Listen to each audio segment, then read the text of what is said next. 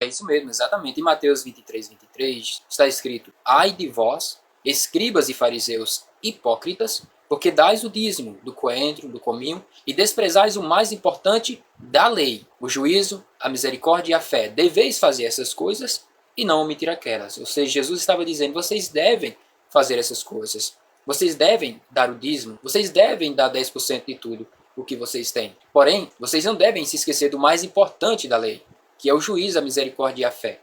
Nesse contexto ali, Jesus, o próprio Cristo, estava sobre a lei de Moisés. E todos os que estavam ali, antes da cruz, estavam no período da lei, do Antigo Testamento. Se você ler a carta aos Hebreus, está escrito que o novo pacto, o novo testamento, ou a nova aliança, foi consagrado através do sangue de Jesus. Ou seja, antes do derramamento de sangue, enquanto Jesus estava ali em carne com os discípulos, não era o Novo Testamento. O Novo Testamento foi dado início a partir do derramamento de sangue, que é a consagração do Novo Testamento.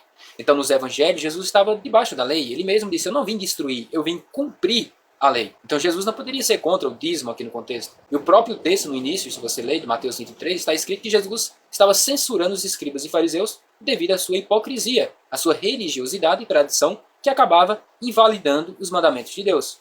E eles, achando que, porque estavam sendo zelosos nas mínimas coisas referentes ao dízimo, eles estavam obedecendo a Deus.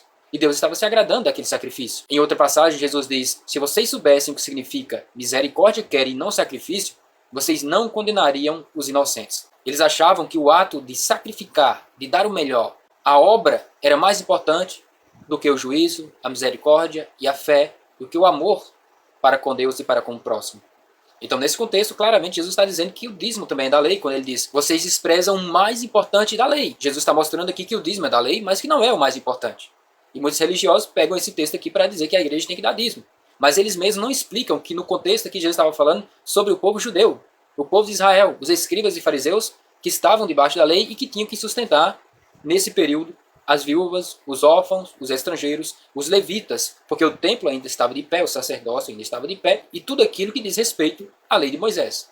Então, o dízimo, sim, é da lei de Moisés. Muitos aceitando ou não, esta é a realidade bíblica, porque no Novo Testamento não se fala de dízimos, e sim de ofertas voluntárias, segundo o que cada um propõe no seu coração, como o Espírito Santo revelou a Paulo em 2 Coríntios 6:9.